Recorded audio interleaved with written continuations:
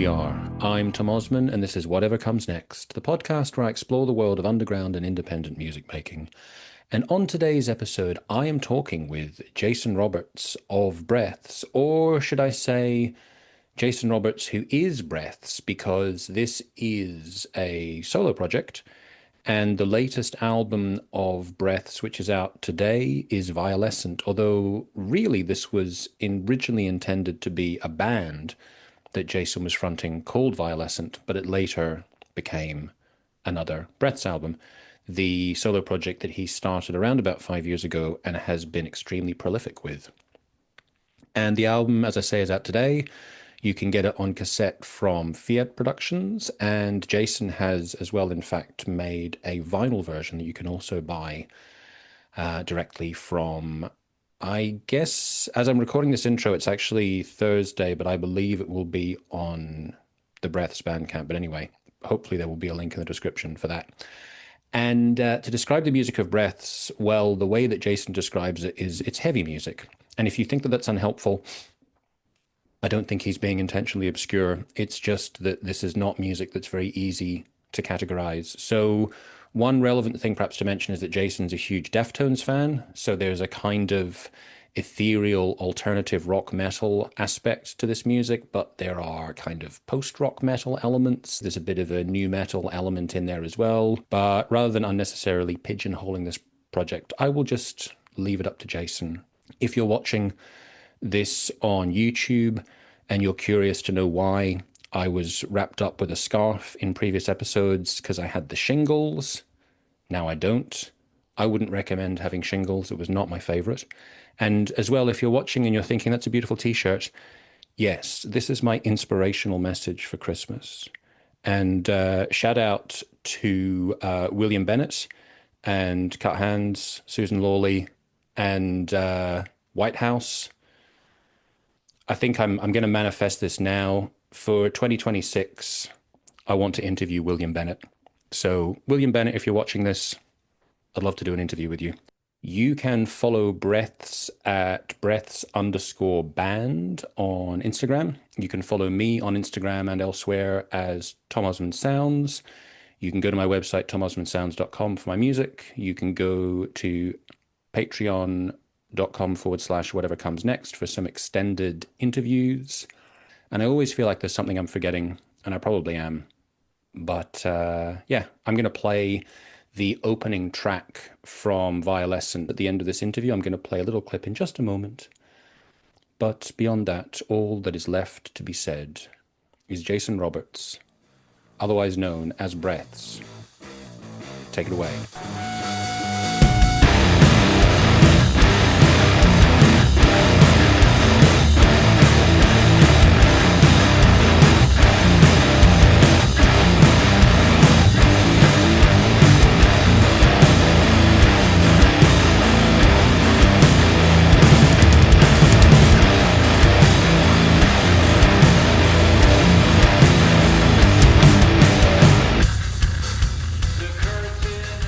I was curious because this was not stalking, but just because that's a funny way to start a sentence, but I promise I'm not. I think it was actually just via the Bandcamp page for Breaths. It had Facebook linked, and I clicked on the link and it took it to your page, and there were some pictures of you, and I thought, I wonder how long the beard is going to be, because I'm starting to grow my own, and I thought, is yours still going to be all the way down here? But you've trimmed it back a bit. I have, yeah. I got tired of it this summer. I don't know. I saw pictures of myself and I was like, it looks very metal, but I don't know. It just wasn't, yeah. I don't know. I just got tired of it. And it was hot. It's hot in Virginia in the summer. So Yeah, that's fair I enough. just needed to change. So I am really bad with geography in general, and I'm terrible with US geography. Richmond, Virginia. I think you have some connection to Prisoner. I don't know if you've played with those guys, but I've interviewed some of the members of that band before. I think they're from Richmond, Virginia as well. I don't know if you're just Instagram friends or if you've played together. I haven't played a show with them, but I talked to them about playing a show. So I don't have a live band anymore that would play a show with them, but it was on the table when I did have one. I don't think I've ever met them in person, or if I did, I didn't realize it. Maybe at shows or something. Yeah. But yeah, they're definitely one of the bigger, better bands in the scene. I'm I don't even know if I'm really considered in the scene for most part because being like a solo project, Yeah. I like the like bands that play out a lot around here don't maybe necessarily know about me. Yeah. Maybe they, I don't know. So thinking about breaths then, so I understand you've had some different projects and you've had breaths going for I mean like 10 years or so, maybe longer. It's, When? it's like, yeah, about, well, no, about five, about half that time. I started it during the pandemic. Ah, right, okay. Yeah, I was working. I'd had a band briefly before that. I played in bands all like since I was a teenager. Took a break, moved to Richmond, started another band, broke up right before the pandemic. Was doing a project with a friend back in Austin, Texas, where I'm originally from, just kind of remotely. And then I got impatient because I was writing songs and like doing all like I had a whole album worth of songs, and my friend moves a little slower at like drums and his parts, and he's just very meticulous, and I was just moving too quick. So I was like, I'm gonna try to do this on my own. And that project, the songs I had written morphed into that First Breaths album that I think came out in 2021, maybe. And is that Uh, lined in silver? yep. Okay. Yep. Yeah. Yeah, I know that kind of dynamic. Like, I definitely haven't had as much band experience as you, but I've been in bands and you get, the potential for collaboration and bouncing ideas off each other is great, but then you're dependent on other people. And then you go like, oh, if I do stuff myself, it's all on me. And that can be great, but then that also can have its own pitfalls too. It can. I'm in kind of one of those now where like I have a whole album. I think I have like 70 minutes worth of music for my next album written right now. But I'm in the like I've scratch tracked everything. I'm programming drums because I don't have the budget unfortunately to pay a live drummer, so it's just easier and more cost efficient to program drums. So I'm in the process of doing that, which I love to like experiment with different drum parts and ideas that I have in my head. I can't play drums to save my life. I wish I could. Maybe one day I'll learn. Um, but it's also tedious at the same time, right? Because it's not really musical. It's like, well, it is musical, but you're sitting there with a like mapping out MIDI parts right on a computer. So it's not like I'm playing these parts. It's not as fun. So I kind of have to get through that to then build the song. So I'm in that point where I'm like, maybe I'll do some more tomorrow instead, or Yeah. just kind of putting it off. And so in terms of the forthcoming album, Violescent, if I've got it right from the press release, was this specific album actually intended to be as a band rather than another Breaths album at first? So most of the songs, I think four of the songs were written as a band called Violescent. So I was always in kind of in all my projects except for one have been like the primary songwriter. We were playing shows and everything, but then it just life, I just didn't have the time for it. Um, After a few months, we broke up earlier this year, and I talked to the guys, and I was like, "Look, these songs are just kind of falling by the wayside. Can I breathe new life into them? I'll give you guys credit and release them under Breaths." And they were fine with that. So I added new parts and remixed, remastered everything. And then I tracked, I think, three additional songs on top of that to finish out the album. Because I'm kind of writing in that vein anyway. So I was like, this all works together. Uh, so yeah, that's basically the story. And so there are a couple of people credited on the album. Are those are the people that were originally you were making the music with, or these are other people that you brought into play? No, those were the band members in Violescent. Ski was the bass player and Wren was the drummer. So yeah. Okay. And so, in terms of breaths in general, so I was thinking, I really like the sound that you've got. And I think part of what I like is that it is quite difficult to define because a lot of the time, the music that I like is kind of difficult to pigeonhole into one sound. Like, Yeah, I think with the latest record, there are certain elements that maybe remind me of Deftones a little bit, but I wouldn't say like it sounds like the Deftones. You've got sure. like there are sort of desert rock things that pop up from time to time, like a little bit of kind of like Caius and Queens of the Stone Age, but again, it just pops up from time to time. Hmm. I generally hate having to use any genre names that involve the word post, but there's like a kind of a glacial kind of thing that you've got. Maybe actually not so much in the latest album, but like listening back to some of your other stuff, there's that kind of like what I sort of call glacial guitar sound that I sort of associate with what people call post rock or post metal. But there are a lot of different elements. So, like for you, as the creator of the music, if someone asks you, hey, well, like, what kind of music do you create? What do you say to people? That's a wonderful question. So I'm actually happy you brought this up because that's something that I kind of pride myself in is not pigeonholing myself. I have some friends that make amazing music. They break out these different elements of their sound into different projects, which I understand, right? You want to have like a very straightforward, say, black metal album. So you do this project and that. But I was like, why?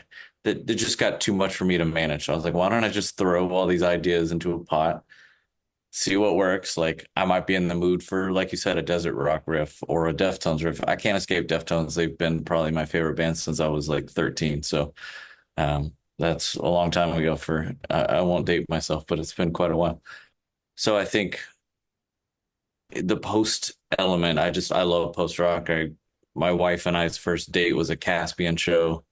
Um, I love post metal, Cult of Luna, like all of the genres. And so I kind of use that posty guitar, like dreamy ambient element over the top to kind of glue everything together. This album, like you said, I think I moved away from that a little bit more. I don't have as many like lead guitar parts as I did on previous albums.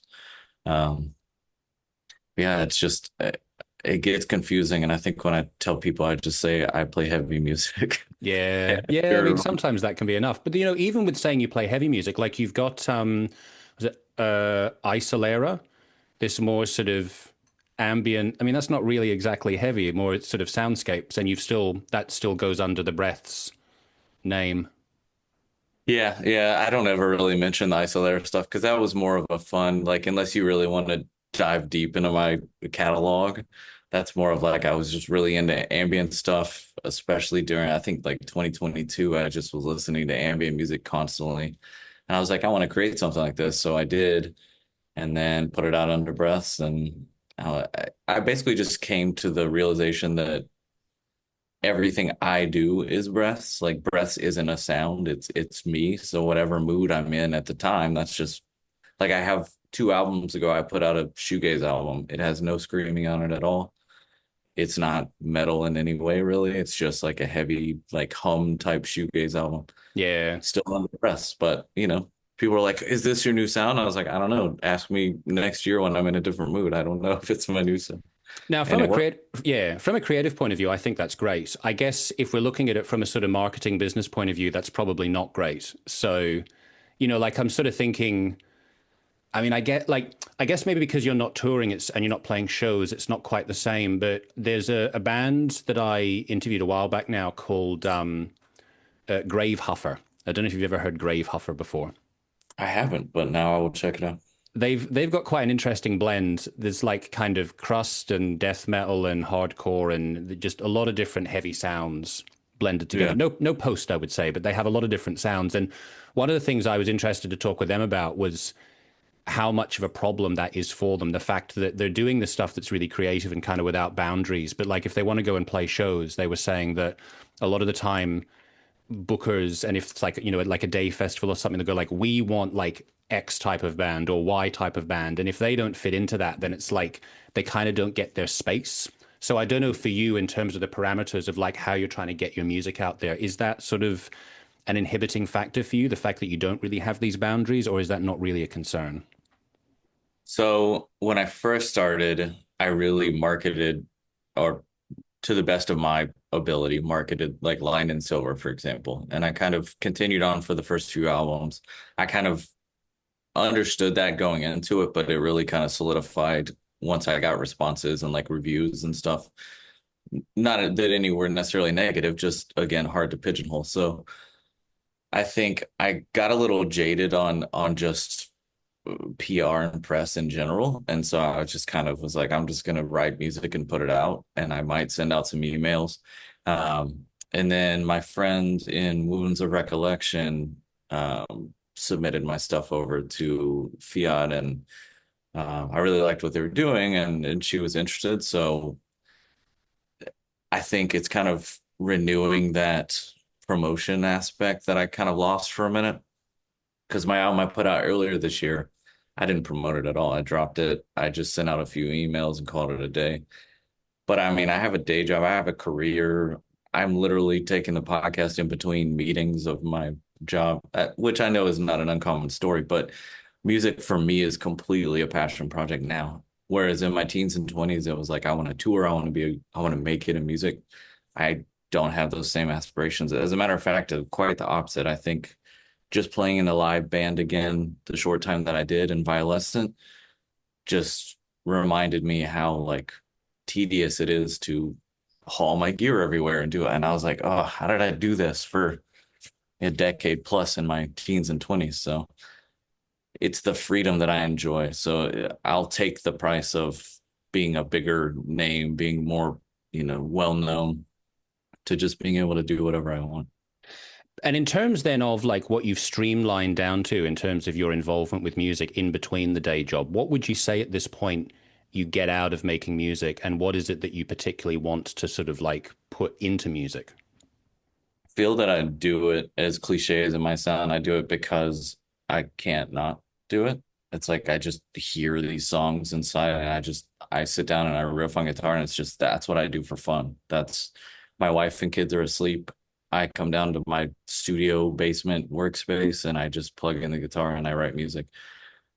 Instead of doing any other number of things, video games or whatever it is that I might do if I didn't have music. So it's just kind of my only real hobby, if I'm being honest. But also, I did stop playing music and writing music for about a decade in there in like my 20s, late 20s to like mid 30s. And I feel like that I missed it, but I didn't know what to do with that, right? Like I didn't have people to collaborate with. I wasn't at a point where I could record my own albums. Like I wasn't knowledgeable enough with recording. So definitely coming back to it. That's why I feel like I've released so many albums in the last 5, 6 years, because it just all was just spelling out, like was welling up in there for the longest time. So I Yeah. I guess the goal for me is just to create until I don't want to create anymore, which hopefully is never. And if people want to listen to it, that's awesome. If people enjoy it, even better. Like it's just kind of an added bonus. But I would do it even if it was just me listening to it. I would still do it, if I'm being honest. Yeah, it's interesting. Like I these days, like one of the things that I do a lot is I've really gotten into doing Thai boxing. So like that gives me a particular satisfaction. And then I've gradually, from starting to doing music writing and then getting into doing interviews and then doing some kind of like podcast interviews for other people, I just sort of accidentally started doing this podcast. And so this is really satisfying because I've been like a music nerd since I was a teenager, so it's kind of like Yeah. it's for me it's just fascinating to get to talk to people that make music that I find interesting and get to hear people's stories and sort of like investigate these little topics.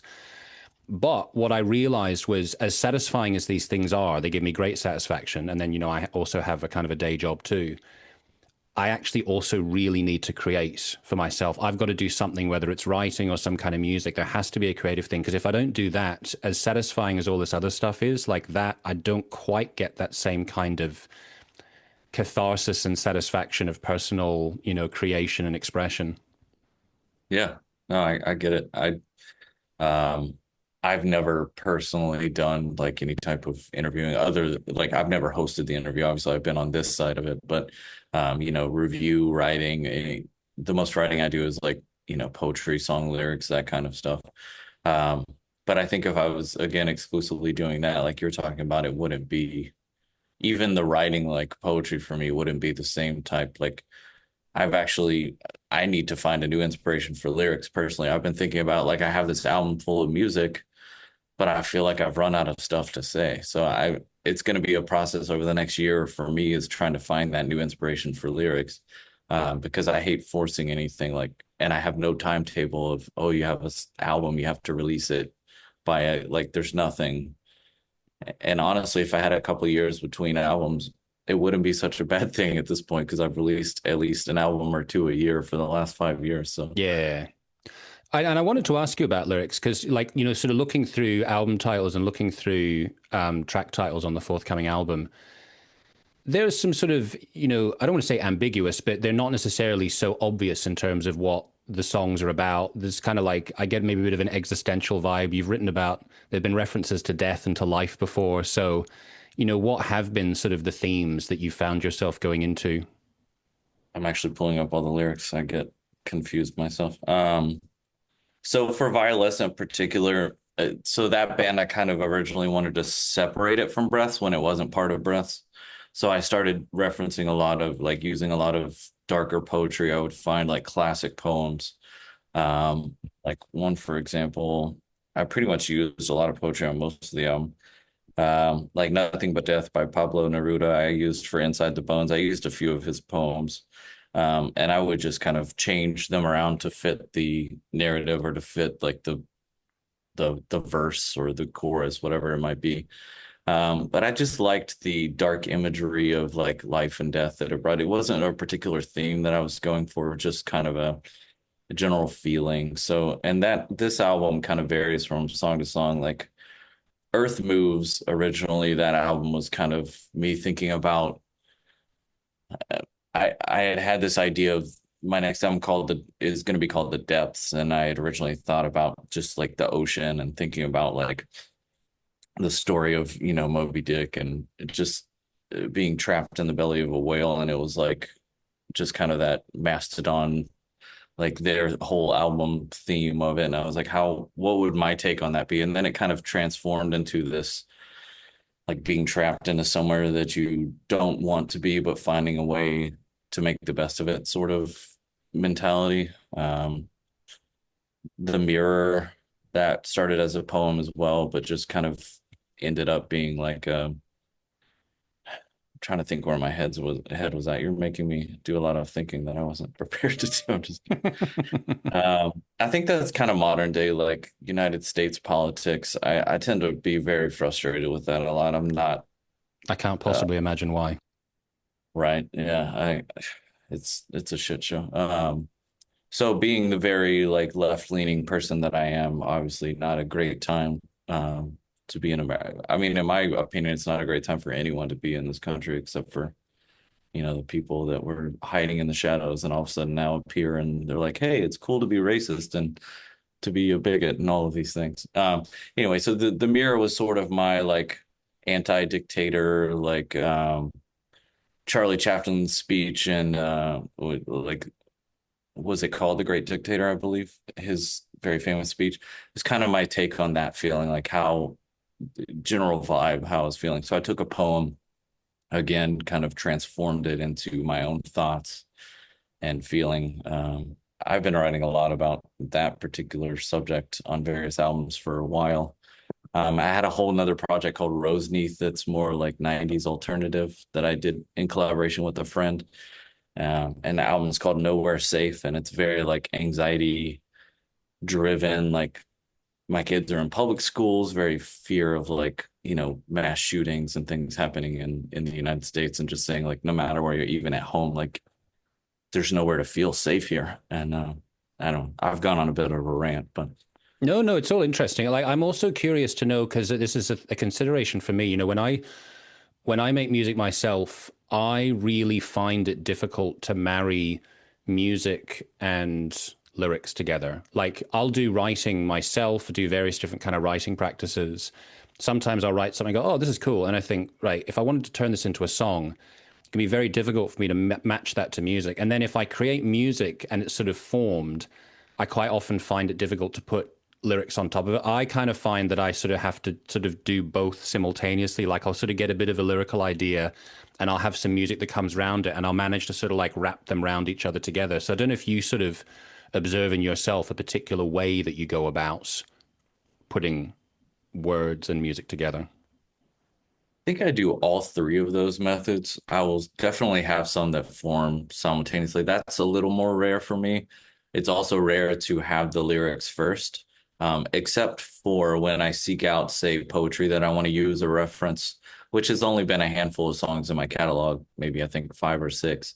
Um, but then I'll kind of fit. But I find a poem that already fits, like the cadence and just seems to. I don't usually change much. And then sometimes I'll write my own lyrics and kind of find a song that works, but usually I just listen to a song after it's kind of in its not final form, but close to it. And I'll just start like just throwing out ideas. a lot of times melody will come first before the lyrics, and then I'll form it. But sometimes I have lyric ideas and then I create the melody or the like scream or whatever it is based on that. So I don't. Short answer is I don't have a one way that I do it, Yeah. but I get that it's hard to do it some way sometimes. It's just whatever works in that moment, I think. Yeah. I mean, there's probably some element of there being a writing muscle. You know, if I trained myself more, I'd probably get more comfortable doing it in the different ways. Yeah. Yeah. And one other thing I was interested about from the sort of the music making point of view was how your production, mixing, recording part in this came together. Was that something that you were already doing before Breaths? I had a project with my friend that I mentioned back in Austin called Channeler with no vowels, so like CHNNLR. I had like three or four songs written. He had programmed the drums, I was doing guitar, he played bass, I did vocals, a lot of back and forth, and he kind of produced it, like put it all together. We'd mix over like Teams, like a live mix screen share, and we would just mix that way.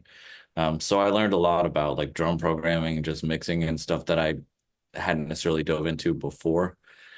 So when it came time for Breaths, when I got impatient and had all those songs written, I was like, well, I'm just gonna start programming drums. It was sort of a trial and error because the first Breaths album, I was very like all the drums were just maxed out. There was no like human element to it. I didn't know how to make it feel more human. So it was just hard hits all the time. And then the next album, I just gradually started to learn like, hey, I need to humanize these drums, not make them sound so robotic, and or pay a drummer, which I would love to do. I just, like I said, I don't have that kind of money, unfortunately. And I don't know enough drummers that are have free studio time to, just send me drum tracks. But yeah, it was just kind of a learning curve over album. I'm still learning. I still approach drums with like a fresh perspective. Like hopefully I'm not recycling a lot of ideas, but like I said, I'm not a drummer, so it's kind of the one rule I have is like don't make it too inhuman, like too many things hitting at once, where human hands couldn't really do that. I was going to say this is a problem I had with a friend of mine when we used to be in a like band that was just all organic instruments, and then we started doing stuff ourselves, and we didn't have a drummer, so we just started doing the programming drummer thing. And what we would say is that, oh shit, it's octopus drumming. Yeah, yeah. And I think I definitely suffered that on the first album. I've since gotten better, so I really focus on like I don't know if you've ever used Superior Drummer, but I'll play the part back and it shows like each drum hit, right? So I'll make sure I'm not overlapping like functionality and like an actual drummer could pull it off if I decided to do that. Um, which I've actually tried to do Breath Live at one point and it kind of fell apart. Never got to do it. But You that mean like sorry, you were saying you were trying to set it up to do live? I did a few years back. I had the whole band ready. We had our first show booked. I got bronchitis. I had to pull out of the first show because I couldn't even speak. The drummer just bailed on the project, and I just didn't have it in me to go through another drummer search, so kind of fell apart. This was back in like 2023, I think. And then I actually just recently tried to put another band together about a month ago, and that fell apart again. So I think I'm just gonna stay solo for a while. Uh, yeah, Until I it's just time to get the third time lucky blessing. yeah, we'll see. I'm sure I'll get the itch again, but right now I'm just kind of re-burnt out on it. So Yeah, that's fair. And like from that sort of recording production mixing point of view, have you done any of that for other projects, like, other people's music? I haven't. The most I've done is like for my project Roseneath, my collaborator would do some of the drum parts. He would do like guitar parts at home, and I would mix that into the album. But I haven't done it for anyone that I wasn't actually playing on the songs. Um, I'm trying to think. I guess I've added some guitar parts to other people's musics and sent it off and like guest vocals. Like I did guest vocals on Wounds of Recollection album, and then trying to think of anything. I did guest vocals on a uh, Mothman and the Thunderbirds. I don't know if you've ever heard of them. It's a prog project of a friend of mine from years back. I'm not sure the Mothman part sounds familiar, but I don't know. It's good, like fun prog metal, just very like sci-fi themed. It's just good stuff. But I did vocals on an album way back when, like 2021.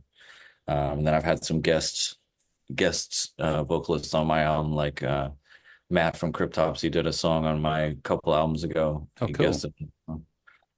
Um, I do like a bit of cryptopsy.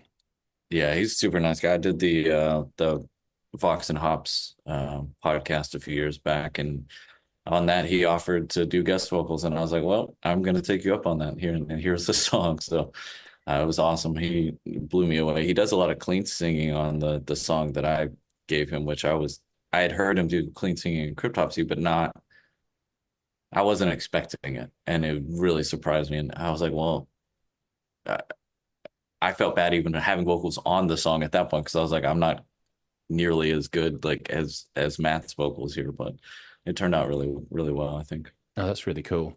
So, having touched on Deftones and you saying that you've been really into them since you're about 13, I'm curious to know your sort of musical origins in terms of the first stuff that you were really in love with and what got you to that point where you started making music yourself. First music I was really in love with New Kids on the Block, 100%. I had the sweatshirt when I was in second grade. I had all the tapes, wore them out. From there, I think my dad passed away when I was a kid and left me his music collection. It was very like eclectic. I had Black Sabbath, Masters of Reality, Queen Greatest Hits, like Cher. There was a very wide array of music. So I kind of just soaked all that in. My brother opened me up to like Stone Temple Pilots Purple was a big like first like rock cassette I had. He introduced me to Sepultura, like Chaos AD, Typo Negative, White Zombie. I love Typo Negative. Yeah, yeah, definitely. Which Woods of Ypres, like kind of offshoot of that, but just the vocal sound is very similar to me, like Peter Steele. So it kind of scratches that itch that Typo Negative left. But anyway, so got me into the like Machine Head, and then I went. Korn's first album came out, and I was like, oh, what is this? And then from there, it's like all this stuff I really enjoyed, but nothing really like clicked with me as far as like I want to make music. I feel passionate about this. It was like this is awesome. I love to listen to it.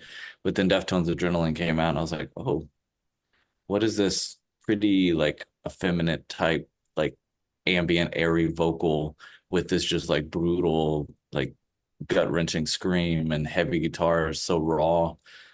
And it did something to me that the other albums hadn't. I think that album I credit to really like making me fall in love with music versus just enjoying it. Um, so from there, I mean, I've been a fan of them. They've never done anything I didn't like. Some I like more than others, but I'm not one to sit there and like put together my favorite order of their discography. Like Yeah. it's all got its place. Um, but yeah, I think that was kind of my musical journey. And then I got really into new metal, and I was in a new metal band when I was like a teenager, and we played with bands like Slipknot and Mudvayne, and like we had labels out to our shows, and I thought I was going to be a rock star, and then that band broke up. And I did like an alt metal band, kind of Chevelle, Deftonesy for a while. I wasn't singing in any of these. I was just guitar player. Um, Toured, did all that, kind of morphed into like a emo screamo, like Tooth and Nail Records kind of band. Like I don't know if you're familiar with any of that scene, like Under Oath, Emery. No, I mean, Um, I'm a big fan of Portrayal of Guilt, who I guess have been called screamo, but I kind of hate that term, which doesn't yeah, necessarily yeah. mean that I wouldn't like the music, but No, I'm with you. I throw it out because I a lot of times I don't know what else to say. well, no, Uh, exactly. That's that's often my problem as well when I'm writing about music. Like, oh fuck, I just have to describe the genre. All right, I'll do it. but I love Portrayal of Guilt, by the way. Actually, I found out about them after I left Austin. I found out about them and Glassing and this band called Grievo. All three Agree, bands though, from but Austin, all three bands like some of my favorite stuff. And I was like, why didn't I know about them when I lived in Austin? But anyway, so I toured in that scene, and then like I was in a pop punk band for a minute playing with like we opened up for like 4 Year Strong and Thursday and a bunch of these like bigger pop punk names. Did some Warped Tours, so And Ah, found my love interesting. for metal again. I mean, not that I ever lost love for metal, but found that I felt kind of childish playing some of these other styles. I don't know. Sorry if that offends anyone, but I was playing in a pop punk band and I was like 28, playing with bands that were, made up of kids that were like 13 and all these teenagers at my concert. And I was like, this is great, but I just felt Felt like it lacked some weight. yeah. So that was my decade hiatus after that band. And when I came back, I was like, okay, I'm gonna play heavy music exclusively. In terms of what you're doing now with Breaths, and I guess with your other project as well, what's your view now that we're in this very digitized age and a lot of people digest their music, whether it's, digital downloads or even just streaming? What do you see as the sort of the place and the relevance of physical forms of music? I'm a big record collector myself. I didn't collect anything physical for the longest time. I think I like sold my CD collection in say 2005 and kind of digitized everything. Then streaming services came along later, and I just kind of morphed into that. More like my wife kind of pulled me into streaming. I was very much like curating my digital collection and I'd upload stuff to my phone. And it just got very tedious. And then my hard drive crashed and I lost half of my music catalog. So This is she very pulled familiar me to me. Yeah. she pulled me into Spotify and I've since pulled all my music from Spotify and I'll just leave it at I don't support that platform anymore. But and if anyone wants to know why, it's a quick Google search. But I'm very much an advocate of that taking away support from that platform. So yeah, yeah. So you get it.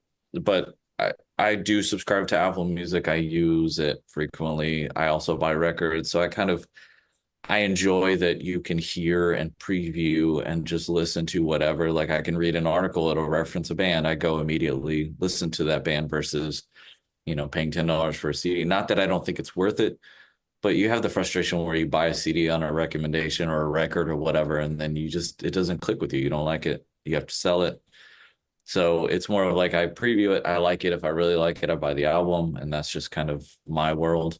The only thing I really have a problem with at this point is the AI music explosion that's getting mm. really ridiculous. But yeah, Do you think that, because I am sort of curious about this, I mean, mostly I have negative feelings towards it, but it's slightly tempted by, tempered, that's the word I was looking for, by my awareness that there are some people that might use AI sparingly as a kind of a creative process. So I wonder if you think that there is any place for it as a tool, if we're sort of not necessarily looking at just entirely AI created music and bands. I definitely I use it myself as a tool occasionally. Like my work, my company subscribes to like the enterprise level chat GPT. I use it a lot for I do program management. I've been in project and program management for 15 years now. So I use it a lot for like documentation for my work. Like I don't want to go into the details, but agendas for meetings, things that I'm like, what am I missing? It's very easy to like help fill in the gaps there. Um, I've even gotten stuck on lyrics in the point of like I can't find another way to say what I'm trying to say. Like I've looked up every synonym, I've like explored every avenue. I throw it in Chat GPT, it gives me like a couple suggestions. I go a certain direction. I don't like copy and paste. It's not like a write lyrics for me AI overlords. It's not that. It's just like spawns a different direction my mind just wasn't thinking of. And like it's definitely helpful there. I think it just becomes a blurred line when people start relying on it for anything really. Because when you rely on it, it's like, I can't do long division anymore because I rely on a calculator. Like I don't know how the little long division tree even works anymore. My kids bring it home from school and I'm like, I don't remember this at all. Yeah. No, I have very much similar feelings. And like I think about that in relation to navigation. Like when I'm driving, because I drive back and forth along the country and I always use sat nav. If I Yeah. had to figure out by signs, I would be completely lost. And I recognize that it's a skill that I've just given up on. So I'm always sort of nervous of any technology that I might just get lazy with and go like, oh, now I don't know how to do this myself. Yeah, exactly. Yeah, I remember the early days of my touring when, you had just a map and then MapQuest after that. You would print out like the routes for each stop, right, for MapQuest. But then if you veered off that MapQuest, you had to go back to the big map. And it was difficult and you got lost more often, but it was a skill. And now, like you said, I would be hard pressed to just open up a map and figure it out at this point. It would take a minute. Yeah. Uh, so yeah, I feel like things are going that way or could potentially go that way with AI. But I also, and this is a different uh, tangent that I'm going to go down if that's okay. Sure. Uh, I also kind of feel with music in general, there's lots of people out there that are more just casual listeners, right? They don't care if it's AI, they don't care what it is. They're like, I hear something, it makes me happy. I move, I turn it off. It's not anything deeper than that or more than that. And a lot of bands and artists in general have looked at music for a long time. Maybe not as much anymore, but definitely for a while. Like, how do I make money at this? It's not like as an artist, like, how do I monetize this? Whether it's TikTok dances or whatever it is, which I don't. Anyway, that's a whole nother topic. But I've been of this idea for a while, like decades before AI even really came into the out of sci-fi movies into reality. That the music industry, and I think streaming has helped with that, really need to kind of be, to put it not lightly, burned down. Like it just needs to, in my opinion, be artists for the sake of artists. Like I know people need to make a living. I understand, but it's just gotten to the point. It's like, how are you making a living as an artist? Like, I would love to ask these big bands, like, how do you monetize this anymore? Like, how are you paying your bills? Like, even if you're touring constantly, like, it doesn't seem feasible to me. Um, just to find like the people who are truly passionate about it. And this is me being slightly cynical. I think that would kind of be a rebirth, right? Of people saying like myself, like I do this because I can't not do this, not Hmm. because I see any benefit monetarily from it. People need to get paid for their artistry. I'm not saying that at all. I absolutely think people deserve way more than artists deserve way more than we get.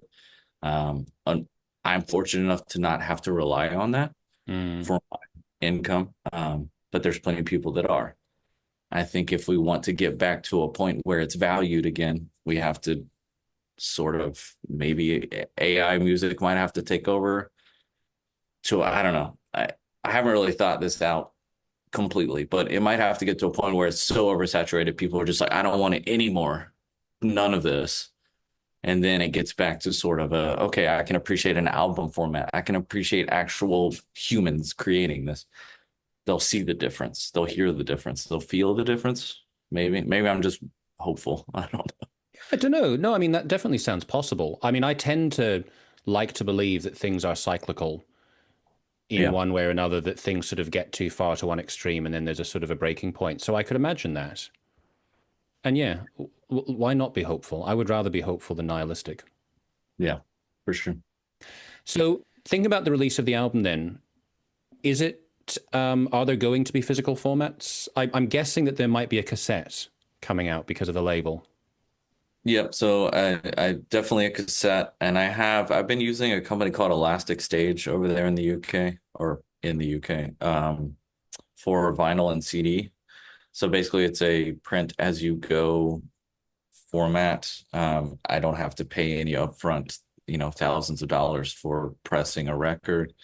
They print to order. I have a bunch of my own test copies, which are just the real copies that I purchased directly. They sound awesome. They look awesome. I actually just got the new record. If you don't mind, I can go grab it Yeah, and please show you. go for it. So this is the vinyl copy I got. Oh, of course, let me turn off my blurry background. I don't know. Nice. Probably not shining through. Let me turn this light off. No, that's not shining through at all. But anyway, if this wasn't such a terrible picture, But you've kind of yeah. like, it is sort of violet, but you've got a kind of a, is there a sort of like a swirling effect that's actually on the So cover? it's the full artwork from the cover. It's like the artist I used. and I forget the name. I'll look it up. It's credited in there, but I basically took some very old, like 1600s artwork, like sketch artwork. I think it was actually like carved in wood and overlaid it and changed the color scheme and such. So it's very detailed artwork. Obviously, didn't show very well on the camera, but it looks great. It sounds great. So point is, there will be CD and vinyl available through Elastic Stage, cassette through Fiadh Records, and then that's all I have planned. Oh, that's really cool. I had no idea about that existing, that kind of possibility for essentially like print on demand music. Yeah, they do. A lot of people are concerned that it's a lathe cut. I don't really know. They kind of keep their process close to the vest, very secretive. But I have a lot of records, and I have a very, you know, middle of the road, nice record player. And I have some lathe cut records that are like more, one-off stamps. They're very thick. They're different than this. It's very much like a record that I would get off the shelf anywhere. Yeah. Uh, I haven't played any of them hundreds of times to really know like if they're going to last forever, but sound quality is up there equal with any other record I have. It's pretty awesome. And in terms of people wanting to get the album on either CD or vinyl, will that be through your Bandcamp page? I'll have a link on the Bandcamp, yeah, because you have to order it directly from Elastic Stage. Unfortunately, anyone in the States, the shipping is not great. It's like, I don't know, with the ridiculous tariffs, I think it was like 13, $15 with shipping, which it's not the worst it could be, but it's not great. So I think anyone in Europe or the UK obviously is going to be a lot easier to get shipping wise, a lot more cost efficient. But Yeah. I mean, the shipping, the whole international shipping thing is a nightmare that we all have to deal with in one way or another. unfortunately, But yeah, it's a nice alternative when I don't really have, thousands of dollars to sink in each record, especially considering I put out multiple records a year at this point. Yeah, absolutely. No, no, no. That's really cool, and also for me really interesting because, like I said, I didn't know about that. So that's cool to know. It's But I don't know how widely used it is. I've seen a few other bands on there, but I'm mm, surprised it's not getting even more traction because, yeah, like I said, it's quality. Like the pressing, I still have the plastic on. I just got it in the mail yesterday. I'm gonna open it up and listen to it today. But the other records I have like four or five other records from them, and yeah, they're all pretty immaculate. So yeah, I'm definitely going to investigate them. Well, Jason, thank you for your time. I guess you are in about 10 minutes going to go into another meeting. Is that right? yeah, that's the story of my life. Yeah, Well, it was cool to and then talk to some you. more coffee. And Yeah, likewise. yeah, cool to talk about your music and about your background and also get your insights. I'm always keen to like explore some of these like music business topics with people. So it was cool to get your take as well. Yeah, I appreciate you having me on. It's always good to talk about music and in general. I don't get to do that enough, so I appreciate it. Happy to facilitate.